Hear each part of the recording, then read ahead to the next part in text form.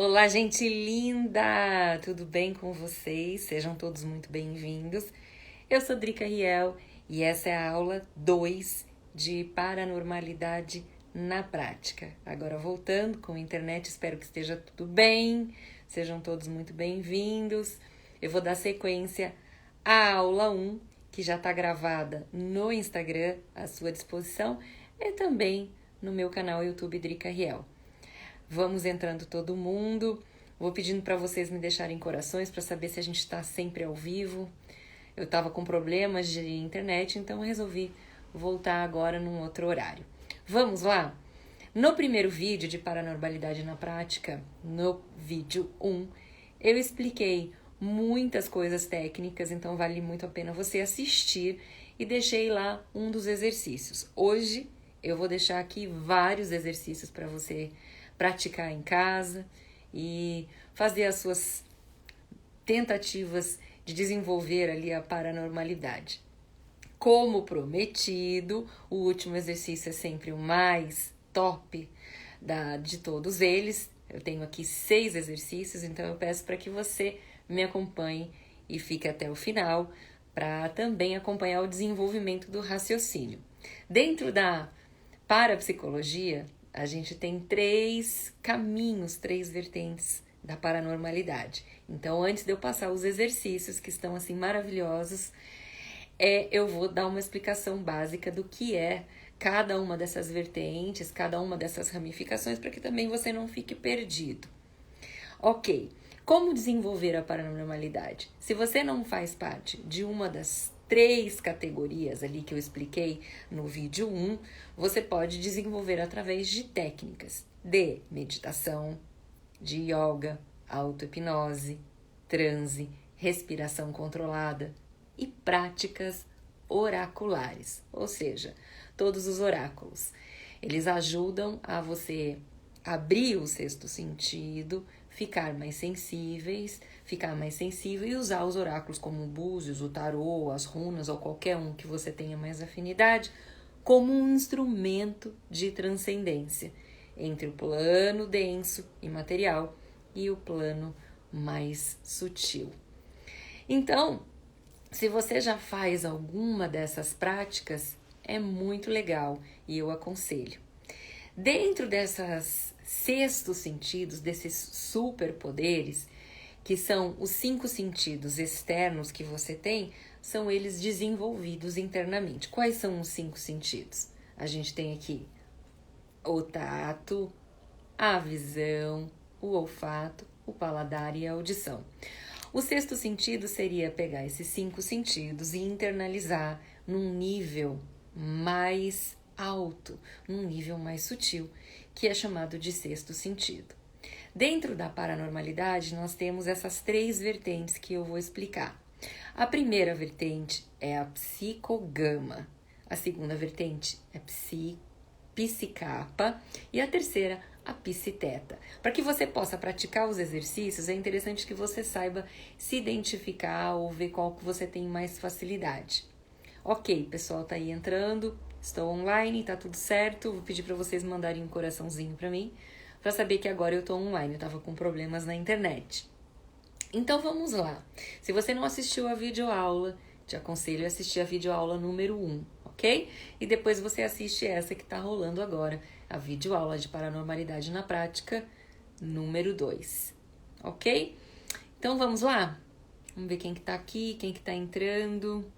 Tô com um som bom, pedi para vocês me avisarem se tá tudo certo. Vamos lá, vamos ver se agora vai e esse vídeo fica gravado aqui para vocês, tá? O som tá bom? Como é que estamos? Me manda aqui, me avisa se tá bom. Vou esperar o pessoal tá entrando ainda, eu fiz uma introdução, ok. O vídeo tá bom, conexão tá boa, tá tudo certo. Vou pedir se alguma coisa travar, se o som falhar, se a imagem, a luz, eu vou pedir para vocês escreverem aqui, não no direct, mas aqui no vídeo, tá? Por favor, me escreva por aqui. Então vamos lá. O primeiro das vertentes da paranormalidade são os fatores psigama. Lembrando que psi vem do grego psique, que quer dizer alma. né? Então, a PES, que é a percepção extrasensorial, muito desenvolvidas nos sensitivos e nos psíquicos, né, chamados psíquicos, ela tem várias categorias. Muitas delas vocês com certeza já ouviram falar. Quer ver? Clarividência. A clarividência é o fato de você, do sensitivo, conseguir enxergar a manifestação no plano físico, real, como se fosse algo ali, um filme passando, ou dentro da própria tela mental.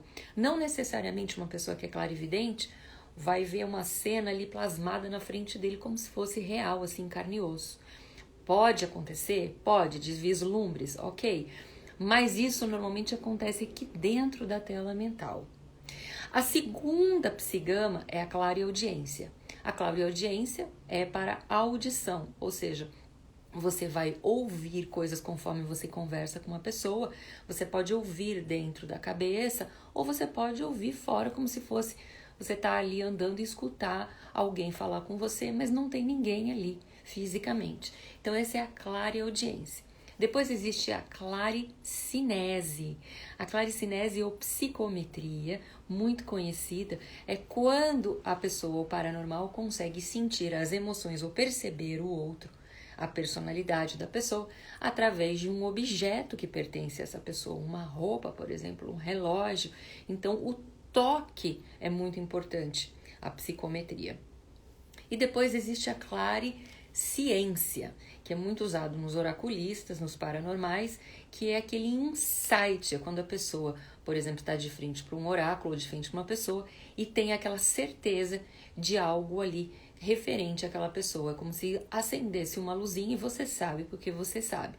Então essas são as four clairs. Além dessas, existe a telepatia, que ficou muito conhecido no X-Men, né, o professor Xavier, que é o fato do paranormal ler o pensamento da outra pessoa. É claro que não vai ler ipsis literis, né, tudo aquilo bonitinho, mas uma ideia do que a outra pessoa está pensando, e eu vou ensinar exercícios sobre isso. Depois, existe mais dois outros fatores do psigama, que é a pré-cognição, que é ver o futuro, e eu indico muito um filme ali que é o Minority Report, com o Tom Cruise, né, que existem as precogs, são as pessoas, as meninas pré-cognitivas, normalmente são sempre meninas, que são trabalhadas desde a infância para se tornarem sacerdotisas. Elas foram muito usadas em milênios da nossa história, principalmente no oráculo de Delfos, que era um local onde as pessoas iam uma vez por ano para receber essas mensagens do futuro, normalmente sobre pestes, doenças, sobre guerra. Os imperadores e reis usavam muito as pitonisas, como elas eram chamadas, as síbilas. No Egito também, né, existia o oráculo de Amon e tantos outros ali espalhados no mundo antigo. Então, essas pessoas que veem o futuro são chamadas de pré-cognitivas.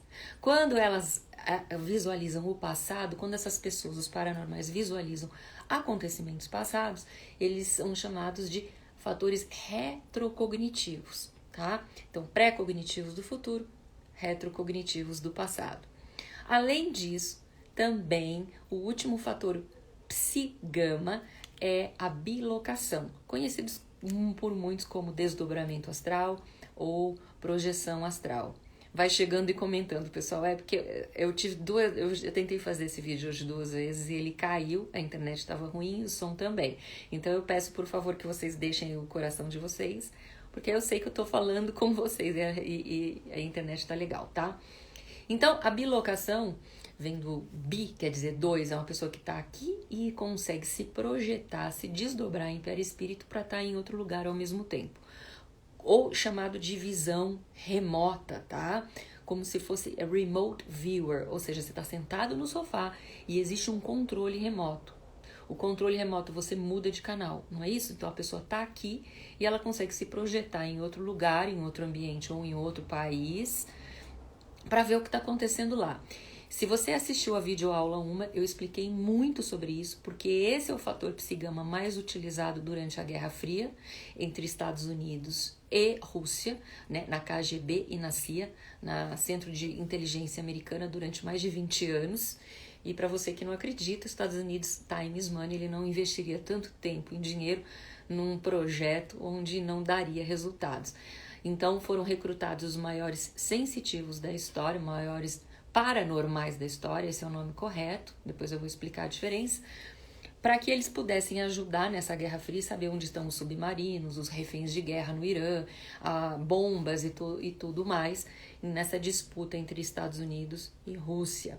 Então, esses eram chamados remote viewers, ou no Psigama é conhecido como bilocação. Toda vez quando você dorme, você também se projeta no astral. O seu perispírito sai, vai navegar, você pode fazer isso conscientemente através de técnicas ou de nascença, né? Ou você pode sair do corpo e não lembrar de nada que está acontecendo, e lá sonâmbulo mesmo, dormindo no astral sem ter consciência. As pessoas que têm esse fator de paranormalidade da bilocação têm consciência no sono e conseguem se desdobrar. Guarda isso para o final do nosso exercício. Eu vou passar aí mais 5 exercícios, além do primeiro que está na videoaula 1. O segundo fator ali da paranormalidade, a segunda vertente, além do Psigama, que foram todas essas qualidades da paranormalidade, existe o Psicapa. O Psicapa você deve ter ouvido muito falar ou visto em filmes de sobrenatural ou filmes de terror, porque o Psicapa significa a atuação da sua mente no plano físico, na matéria.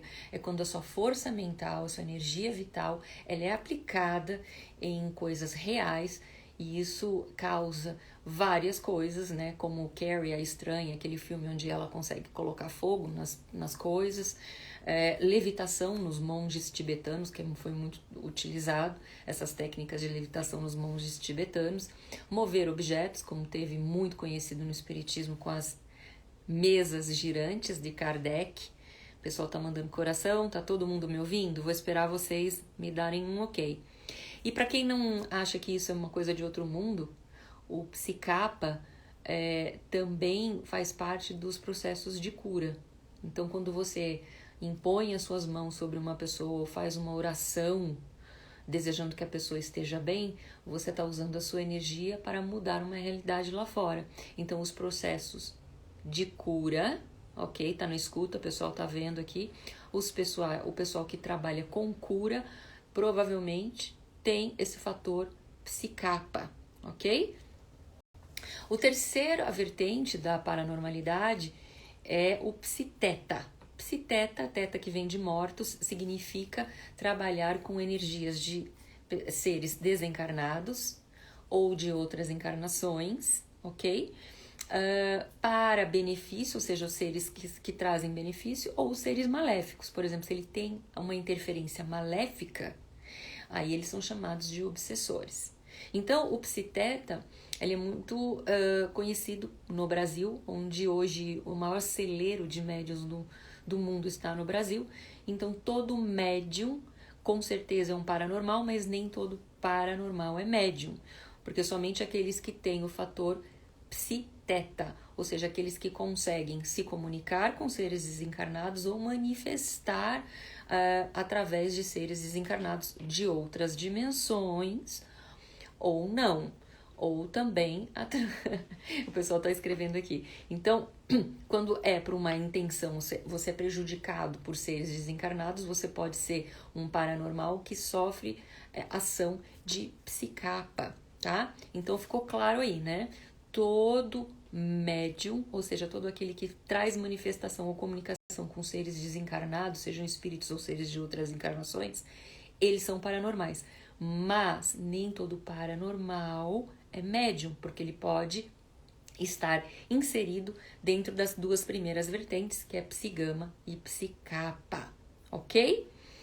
Para que você atinja ali, um grau de paranormalidade legal, ou você nasce, ou você desenvolve, ou você pode ter sofrido um trauma emocional, um acidente que possa ter despertado essa coisa em você, como eu falei na aula 1. Assista ou no meu canal YouTube, ou aqui no Instagram está disponível.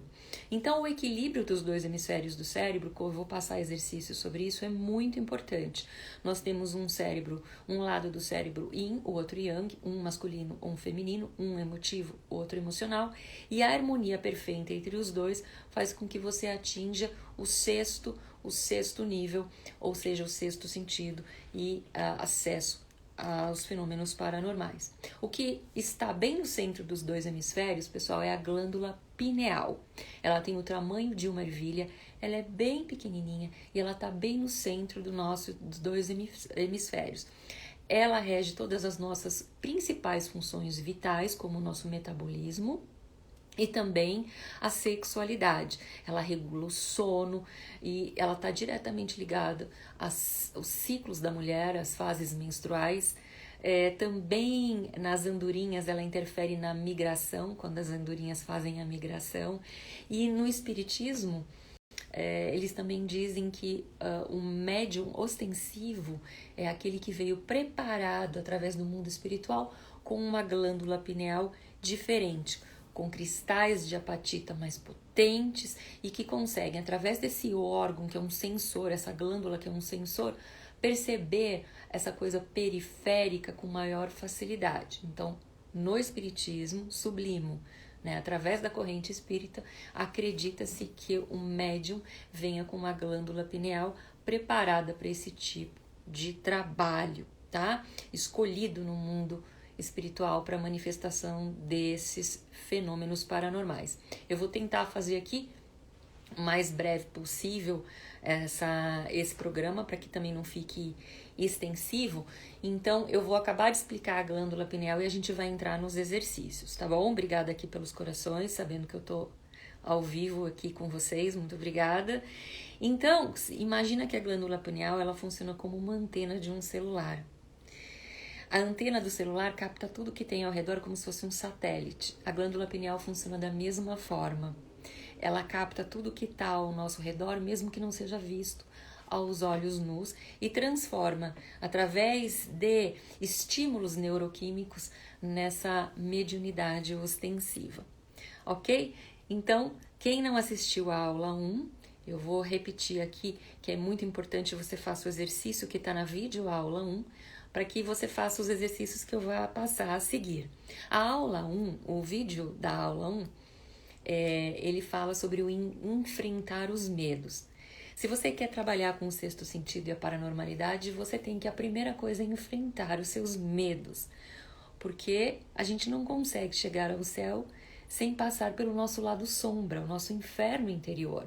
E enfrentar os medos, que é a nossa emoção mais densa, é muito importante para que você tenha controle daquilo que você vai ver, ok? Obrigada aí pelos corações. Então agora eu vou entrar nos exercícios propriamente ditos, porque a gente está falando de paranormalidade na prática e eu quero entregar para vocês isso que é muito importante, tá? Então, o primeiro exercício dessa videoaula 2, ele vai aqui falar para vocês sobre o equilíbrio dos dois hemisférios do cérebro. Vamos lá. Normalmente as pessoas são destras, né? Elas escrevem com a mão direita. E para que você possa ter um equilíbrio dos dois hemisférios, é importante que você compense as coisas. Então, se você faz uma coisa emocional, você compensa com uma racional, mas normalmente a pessoa é mais um ou do que a outra, então você tem que ficar atento sobre isso. Eu dei até o exemplo dos kanjis, né? Como é que chama? Aquela escrita japonesa, que além da parte racional da escrita, existe a parte do desenho da escrita. Então isso equilibra muito os hemisférios do cérebro. É legal que você desenvolva a tua parte artística, que vai trabalhar com normalmente um lado do cérebro que as pessoas não estão tão em contato no dia a dia. Por conta de trabalho, estresse, leva a criança na escola, enfim, não dá tempo para sentir o mundo e para se dedicar às coisas artísticas, como a pintura, a arte, a escrita, a dança, a poesia. Então é importante, nesse exercício que eu faço desde criança, e por ser canhota, de repente eu tenha mais facilidade, que é fazer tudo com o seu braço ao contrário. Então, durante uma semana, por mês, você pode tentar fazer tudo com o seu braço contrário. A tomada, por exemplo, é do lado que facilita para o destro. A espiral do caderno é feita para o destro. A maçaneta da porta, quando gira, ela é feita para o destro. Então, normalmente, as pessoas que são canhotas, elas têm já mais uma tentativa de equilibrar esses dois lados do cérebro pela própria vida como ela é, né? Então, eu te aconselho a fazer tudo com o braço contrário, tá? Esse é um teste para equilibrar os dois lados do cérebro. O terceiro exercício, ele é o da telepatia. E esse eu te indico. Tem coração aí subindo? Obrigada. O exercício da telepatia, eu te aconselho a fazer com uma pessoa muito próxima a você. Se a sua mãe é próxima a você, faça com a sua mãe. Se é sua irmã, se é seu melhor amigo, seu namorado, faça com uma pessoa que você tenha afinidade, porque isso é mais fácil, através da ligação emocional que você tem com ela, tá? Então, a pessoa vai sentar à sua frente e você vai pedir para ela escolher uma figura simples para ela pensar, né? Por exemplo, um cachorro. Então, a pessoa que está na sua frente vai fazer essa visualização super ali, focada. Quanto mais com detalhes, melhor. E durante 2 minutos ela vai passar essa imagem para você na sua tela mental. Faça isso 3 vezes, tome um descanso e faça por 2 minutos. E depois você confere o que é que você visualizou. Limpa a sua mente para que você possa captar essa imagem com bastante clareza. E se a pessoa não estiver no mesmo ambiente que você, se ela estiver numa outra casa, num outro lugar, num outro quarto, não tem problema. O que você tem que combinar com ela no início é que ela faça 3 vezes por dia e te avise quando ela for fazer. E faça por 2 minutos. Então ela te liga, te manda uma mensagem e fala: vou passar agora para você essa imagem. E você fica ali, limpa a sua mente e tenta receber. Depois que você fizer o exercício de telepatia, que é esse que eu ensinei, você pode fazer ali o 4º exercício, que é o da empatia. A empatia está ligada ao 7º chakra, são sobre os paranormais que são empatas, que sentem, que têm a facilidade de sentir o que você está sentindo. E então nós vamos trabalhar com as emoções. Você vai pedir para a pessoa sentar novamente à sua frente e ela vai sentir, colocar ali no coração dela uma emoção muito forte, sem transparecer no rosto. E vai enviar para você aquela emoção. Ela escolhe uma emoção e durante 2 minutos ela vai passar essa emoção para você. Vai fazer 3 vezes com descanso e cada vez 2 minutos. A mesma coisa acontece se ela estiver num outro ambiente, num outro quarto ou numa outra casa. Você escolhe 3 horas do dia, avisa a pessoa que você vai passar ou receber, né? Você vai fazer essa função, você pode fazer recebendo ou emitindo. Ou, mais legal, você pode trocar com a pessoa. Uma semana você faz, outra semana você recebe e vamos ver qual que você tem mais facilidade. Então, você vai escolher uma emoção e passar para a pessoa ou receber, ok? O 5º exercício eu fazia também desde criança, que é o da chama da vela. Você pode fazer na chama da vela ou num copo, numa taça de cristal com água. A taça de cristal com água está ligada à cristalomancia ou hidromancia, muito associada à bola de cristal, é mais difícil. E eu tenho um vídeo aqui no meu Instagram ou no meu YouTube falando sobre a bola de cristal. Eu vou te passar o da chama da vela. Você vai sentar, limpar sua mente, sentar de frente para a vela e vai olhar com o seu terceiro olho, que é um olho que tem aqui atrás da cabeça, sem piscar, pelo maior tempo possível, bem perto do pavio da vela. Aí você, sem piscar, aí você fecha os seus olhos e vai visualizar bem no centro da sua testa a imagem da vela que vai ficar gravada na sua tela mental. E tenta manter essa imagem pelo maior tempo possível. Tenta manter essa imagem da chama da vela, depois já com os olhos fechados, absorvendo o que você está vendo pelo maior tempo possível.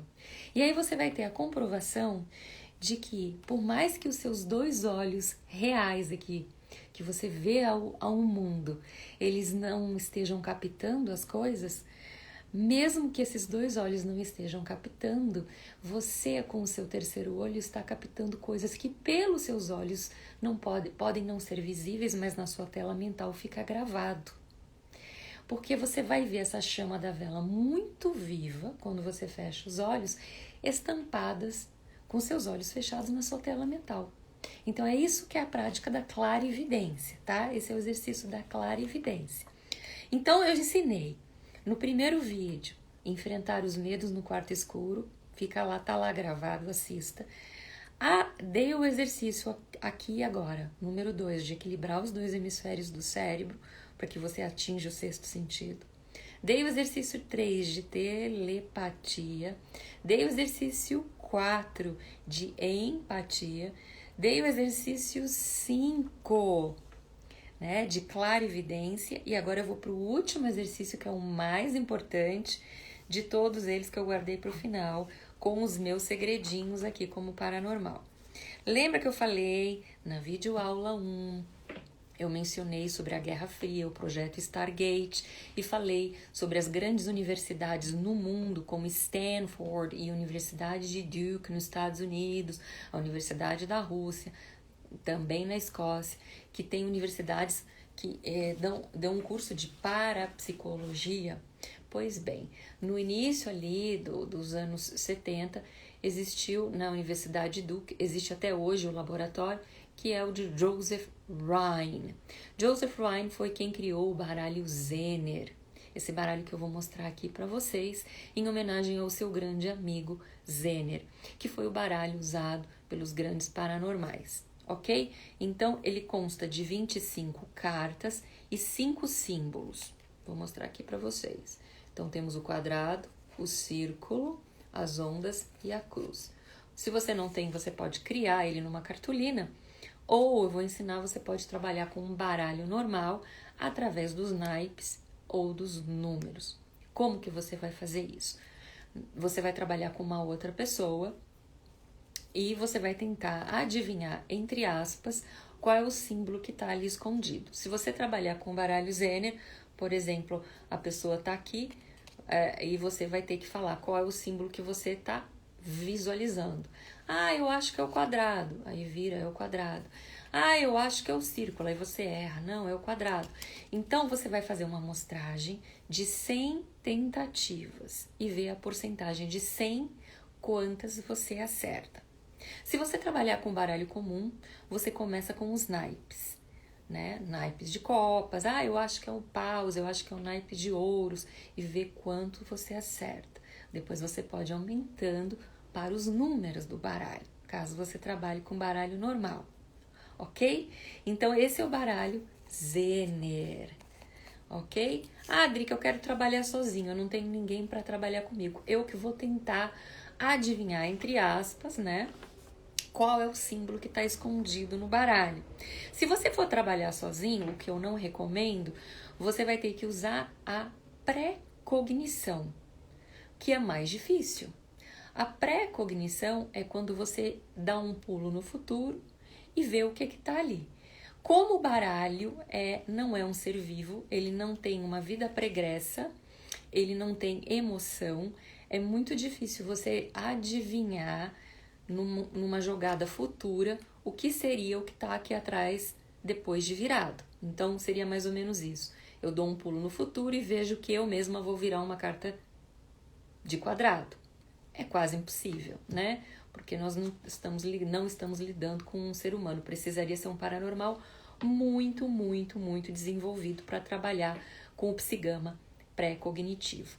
Então, eu vou dar aqui o pulo do gato. Quando você trabalha com alguém, normalmente também o que eu uso como paranormal e como os bons oraculistas usam outras técnicas, certo?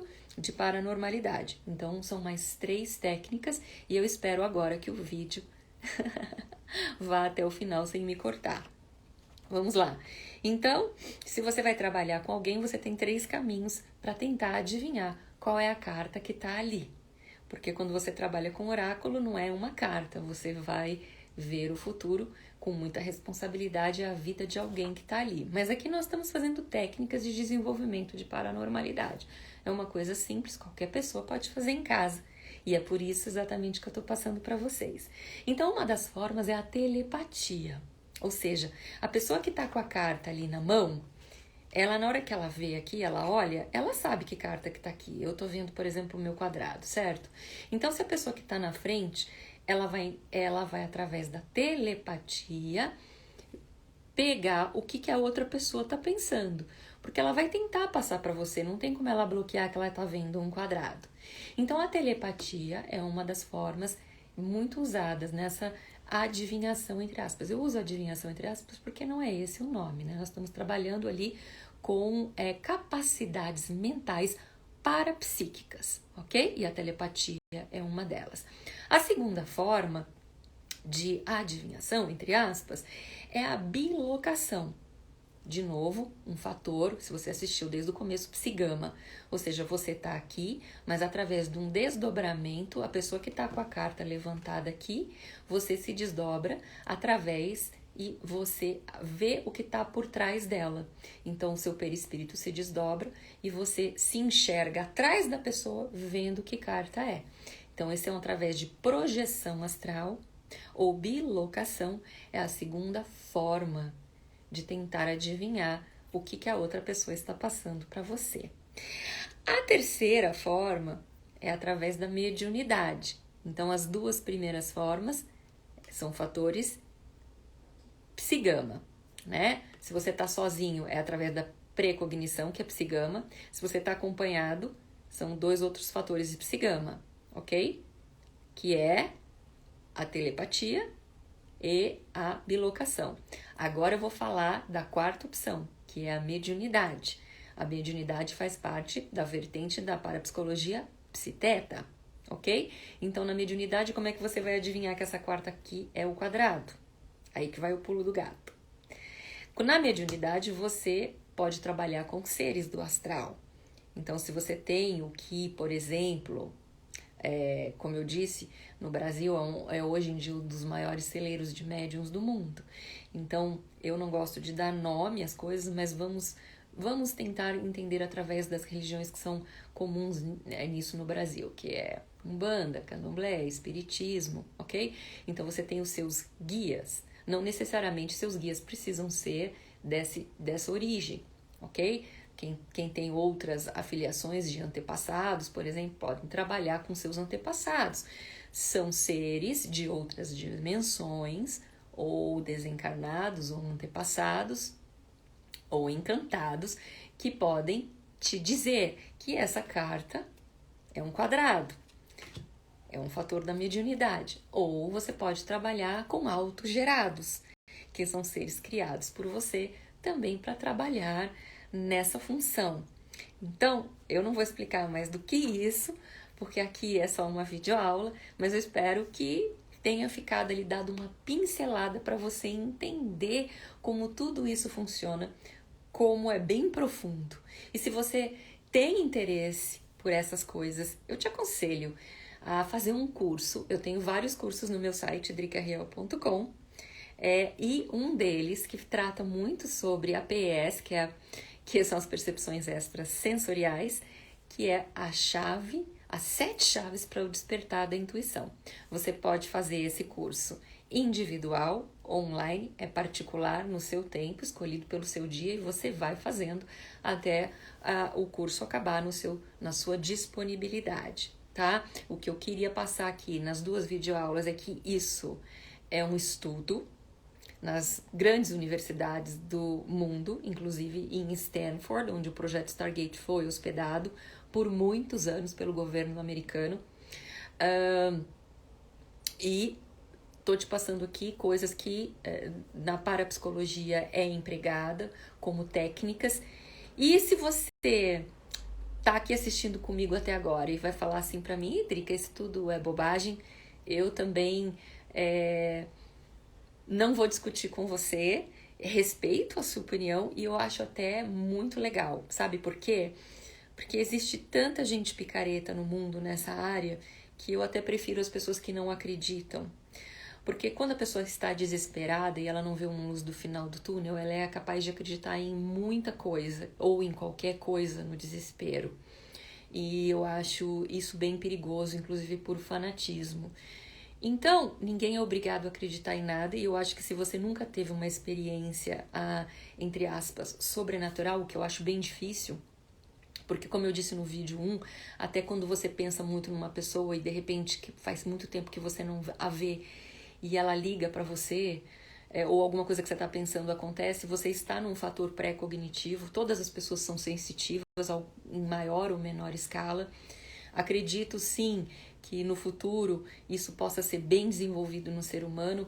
Como eu disse anteriormente, se você falasse para alguém do século 5, 7, 10 que haveria um aparelho chamado celular no futuro que a gente pudesse falar por vídeo aqui, as pessoas iam achar que é coisa do outro mundo ou coisa do demônio. Então tudo depende da época e do tempo e espaço onde você está inserido, e é melhor até que a pessoa não acredite do que seja enganada por falsos médiums ou falsas pessoas ali que queiram levar vantagem, né? Então, se você nunca sentiu nada e você não tem também interesse por isso ou nunca precisou, também tá tudo certo. O que eu quero deixar aqui para vocês é meu muito obrigada, agradecer pela companhia, pedir para vocês a hora que salvarem, que eu salvar esse vídeo, para que você dê o seu curtir, faça o seu comentário, me conte sobre os exercícios, qual que você vai fazer ou qual que você já fez, me conta, porque eu sempre respondo todo mundo e eu quero saber os resultados, tá bom? E estou à disposição para esclarecer qualquer dúvida. Muito obrigada por me acompanhar até agora. Fiquem com Deus, uma ótima noite e até breve. Não esquece de ativar o sininho e deixar um comentário para mim. Espero que eu consiga salvar esse vídeo agora. Um beijo no coração de vocês. Tchau, tchau.